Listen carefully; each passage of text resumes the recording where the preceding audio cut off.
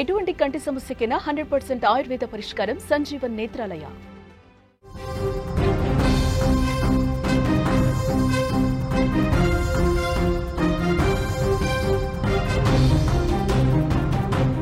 కాంతార సినిమాలో నటిస్తున్న వాళ్ళు ఒక్కొక్కరిగా చనిపోతున్నారు. గడిచిన 4 నెలల్లో 4 ప్రాణాలు కోల్పోయారు. ఎందుకు ఇలా జరుగుతోంది?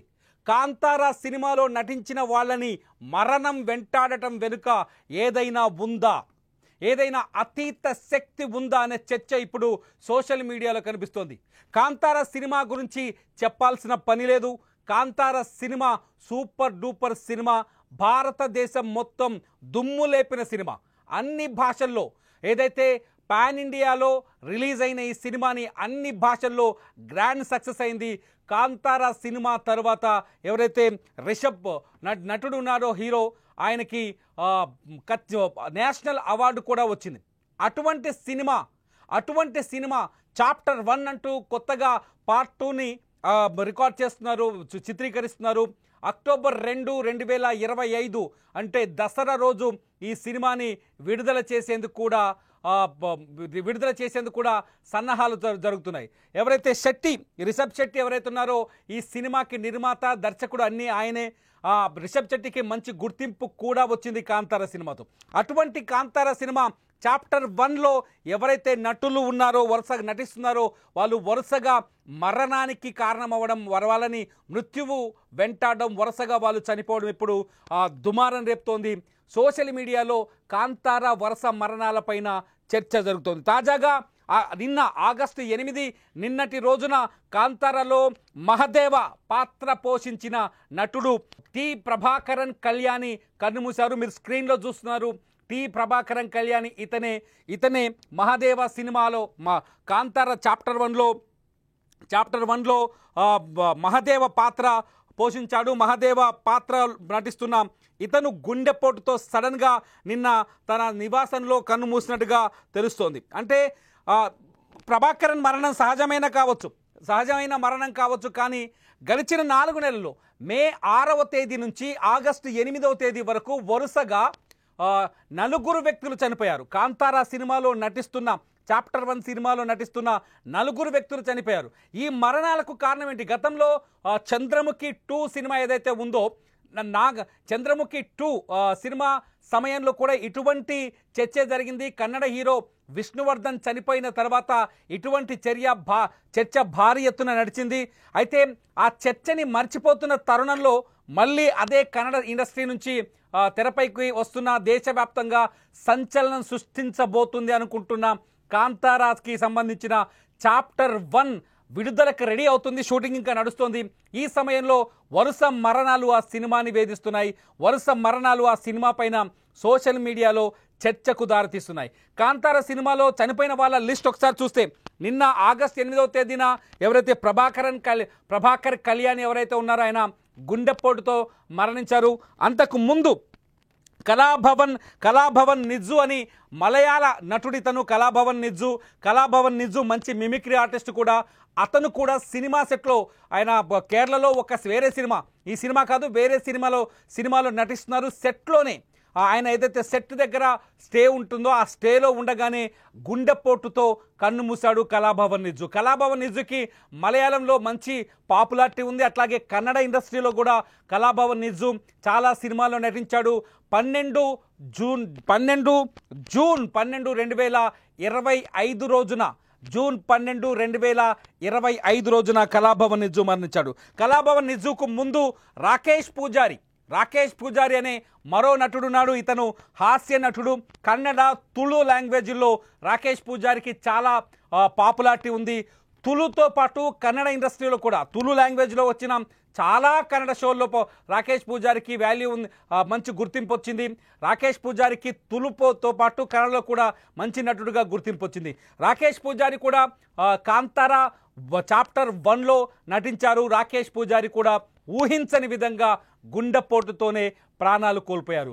ఆ తర్వాత ఒక జూనియర్ నటుడు కాంతార సినిమాలో చాలా కీలకమైన పాత్ర వచ్చింది. ఆయన పేరు ఎంఎఫ్ కపిల్ అని ఈ జూనియర్ నటుడు ఊహించని విధంగా ఒక నదిలో మునిగి చనిపోయాడు. అది కూడా మే 6, 2025 మే 6 ఎంఎఫ్ కపిల్ మరణంతోనే కాంతార మరణాలు మొదలయ్యాయని చెప్పాలి. అంతకుముందు కాంతార సినిమాలో యాక్ట్ చేసేందుకు వెళ్తున్న ఒక జూనియర్ ఆర్టిస్టులకు సంబంధించిన ఒక బస్సు ప్రమాదానికి గురైంది. అయితే ఈ ప్రమాదాన్ని అంతా లైట్ తీసుకున్నారు. ఆ తర్వాత ఎప్పుడైతే ఎంఎఫ్ కపిల్ మరణించాడో మే 6, 2025న ఎంఎఫ్ కపిల్ మరణించాడో అప్పటి నుంచి కొంత భయం కూడా మొదలైంది ఈ సినిమాలో. ఎందుకంటే కాంతార అనేది ఒక అంటే కోస్టల్ కర్ణాటకకు సంబంధించిన అంటే సముద్ర తీరానికి దగ్గరగా ఉన్న కోస్టల్ కర్ణాటకలో ఉన్న భూతగోళ అనే ఒక సంప్రదాయానికి సంబంధించిన సినిమా. భూతగోళ సంప్రదాయంలో భూ ఆక్రమణలు, భూమిపైన హక్కులు, ఈ సినిమా చూసిన వాళ్ళందరికీ చాలా బాగా తెలుసు. 2022లో విడుదలైన ఈ సినిమా రిషబ్ శెట్టి తన సర్వాన్ని ఒడ్డి ఈ సినిమా తీశారు. రిషబ్ శెట్టి తీసిన ఈ సినిమా సూపర్ డూపర్ హిట్ అయింది. తెలుగులోనే బోల్డ్ అని కలెక్షన్స్ వచ్చాయి. మన తెలుగు ప్రేక్షకులే ఈ సినిమాని ఎగబడి చూశారు. దాదాపు 50 రోజులకు పైనే ఈ సినిమా హౌస్ఫుల్ నడిచింది. పెద్ద థియేటర్లో ప్రతి ఒక్కరూ కాంతార గురించి చర్చించారు, సోషల్ మీడియాలో మాట్లాడుకున్నారు, కాంతార సినిమాను చూశారు. రిషబ్ శెట్టికి ఈ సినిమా ఏకంగా జాతీయ స్థాయిలో గుర్తింపు తెచ్చింది. పద్మశ్రీ అవార్డుని కూడా ఈ సినిమా రిషబ్ శెట్టికి తెచ్చిపెట్టింది.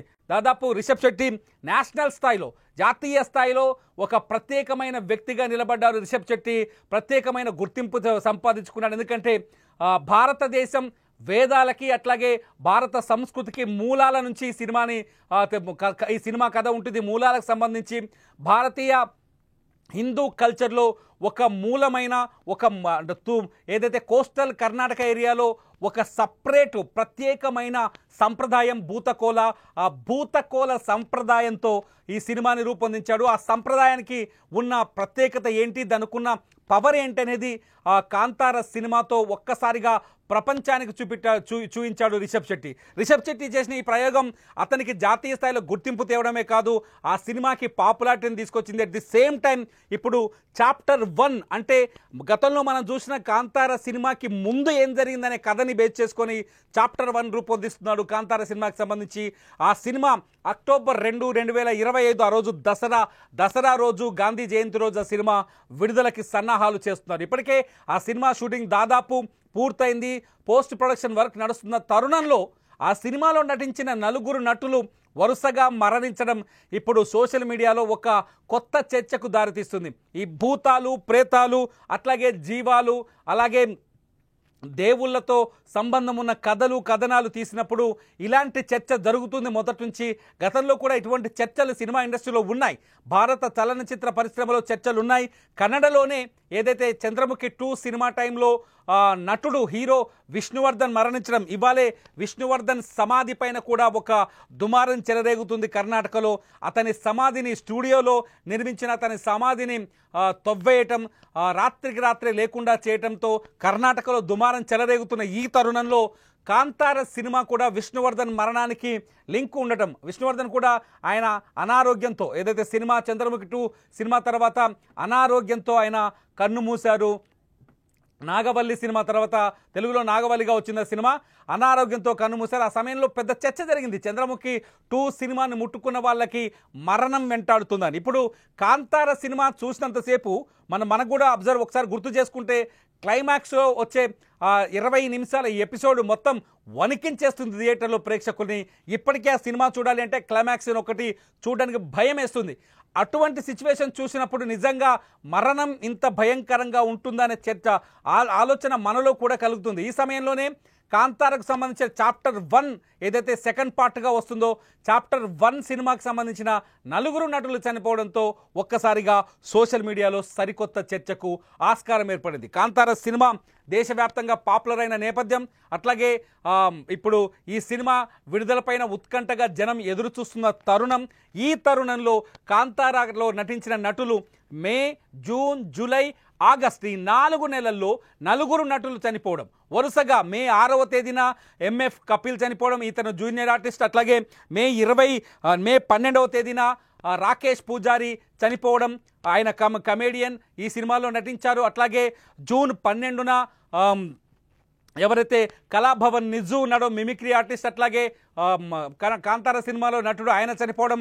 తాజాగా ఆగస్టు 8వ తేదీన మళ్ళీ ప్రభాకర్ కళ్యాణి కన్నుమూయడం. ఇవన్నీ చూస్తుంటే ఈ మరణాలకి ఈ సినిమాకి ఏమైనా సంబంధం ఉందనే చర్చ జరుగుతుంది.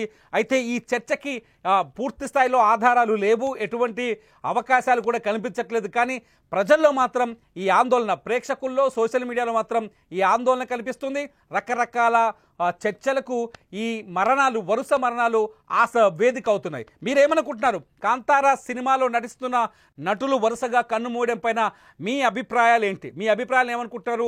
సోషల్ మీడియాలో జరుగుతున్న చర్చ పైన మీ అభిప్రాయాలు ఏంటనేది ఈ వీడియో కింద కామెంట్ చేయండి. చూస్తూనే ఉండండి లైవ్ అప్డేట్స్ కోసం సుమన్ టీవీ డిజిటల్ లైవ్, అట్లాగే సుమన్ టీవీ లైవ్.